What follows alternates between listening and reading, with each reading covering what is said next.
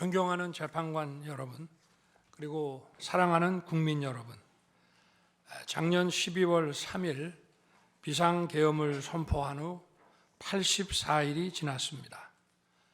제 삶에서 가장 힘든 날들이었지만 감사와 성찰의 시간이기도 했습니다. 감사한 마음이 들면서도 국민께서 일하라고 맡겨주신 시간에 제 일을 하지 못하고 있는 현실이 송구스럽고 가슴 아팠습니다. 한편으로 많은 국민들께서 여전히 믿어주고 계신 모습에 무거운 책임감도 느꼈습니다. 국민 여러분께 죄송하고 감사하다는 말씀 먼저 드리고 싶습니다.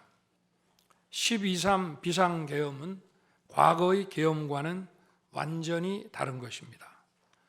무력으로 국민을 억압하는 계엄이 아니라 계엄의 형식을 빌린 대국민 호소입니다. 12.3 비상계엄 선포는 이 나라가 지금 망국적 위기 상황에 처해 있음을 선언하는 것이고, 주권자인 국민들께서 상황을 직시하고 이를 극복하는 데 함께 나서달라는 절박한 호소입니다. 부상당한 군인들은 있었지만 일반 시민들은 단 한 명의 피해도 없었습니다. 처음부터 저는 국방장관에게 이번 비상계엄의 목적이 대국민 호소용임을 분명히 밝혔습니다.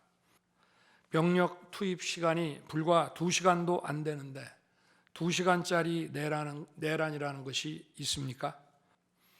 당장은 괜찮아 보여도 얼마 뒤면 큰 위기로 닥칠 일들이 대통령의 시야에는 바로 들어옵니다. 서서히 끓는 솥 안의 개구리처럼 눈앞의 현실을 깨닫지 못한 채 벼랑 끝으로 가고 있는 이 나라의 현실이 보였습니다.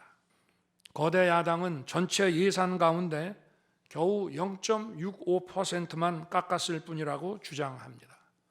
그러나 그 0.65%가 어디냐가 중요한 것입니다.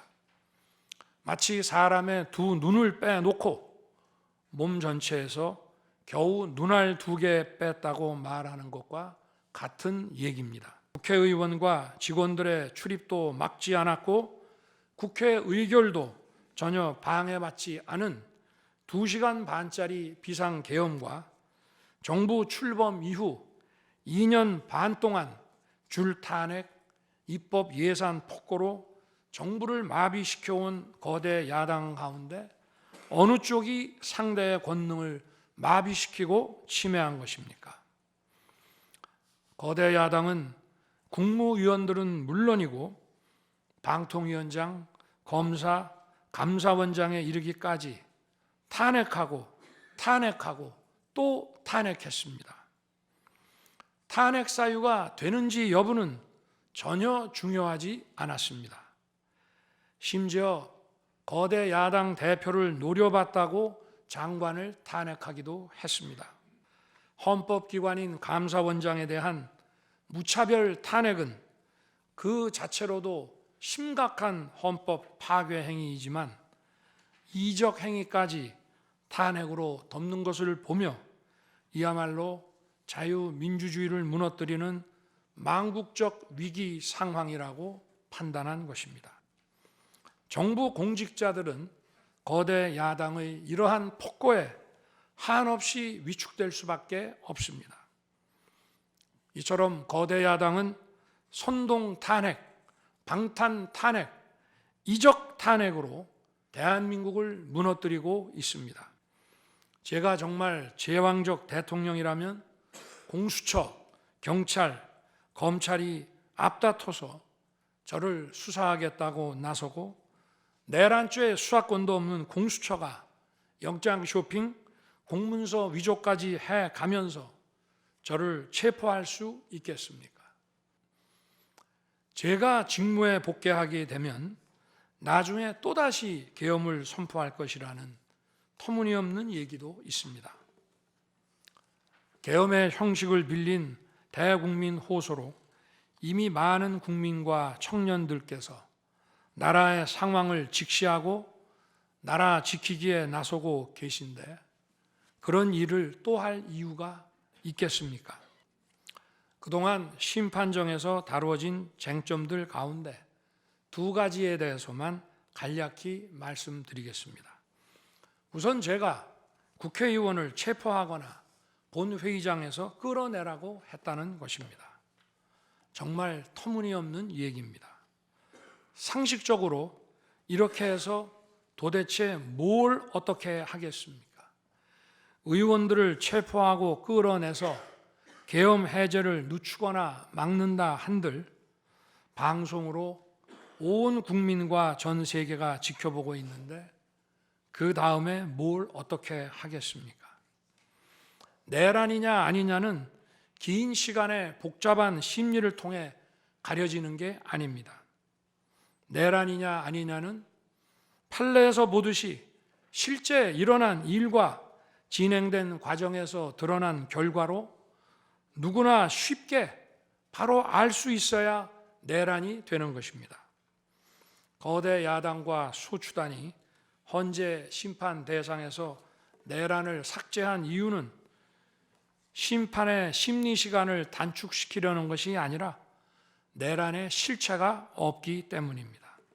계엄 당일 국무회의는 국무회의로 보기 어렵다는 주장이 있습니다. 그런데 국무회의를 할 것이 아니었다면 도대체 12월 3일 밤에 국무위원들이 대통령실에 온 이유를 오히려 제가 묻고 싶습니다. 국무위원들은 경제적, 외교적으로 어려움이 있다고 우려했고 저는 대통령으로서 각 부처를 관장하는 국무위원들의 생각과 다른 생각을 가지고 있으며 국가가 비상 상황이고 비상한 조치가 필요함을 설명했습니다. 국무위원들이 과거의 계엄을 연상하고 있는 상황에서 저는 그냥 걱정하지 말라고 할 수밖에 없었습니다.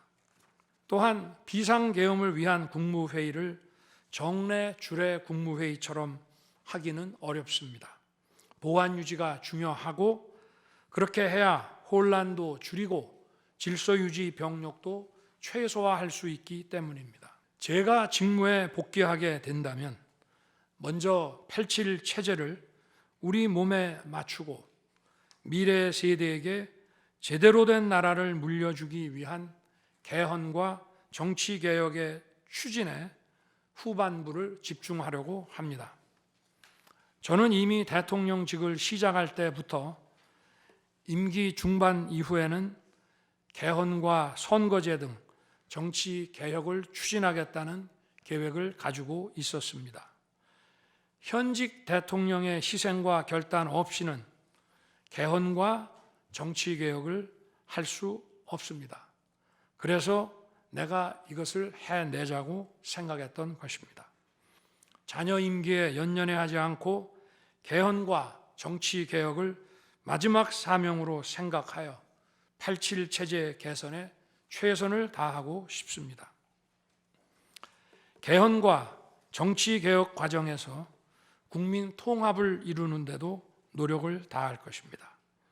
결국 국민 통합은 헌법과 헌법 가치를 통해 이루어지는 만큼 개헌과 정치 개혁이 올바르게 추진된다면 그 과정에서 갈라지고 분열된 국민들이 통합될 것이라고 믿습니다.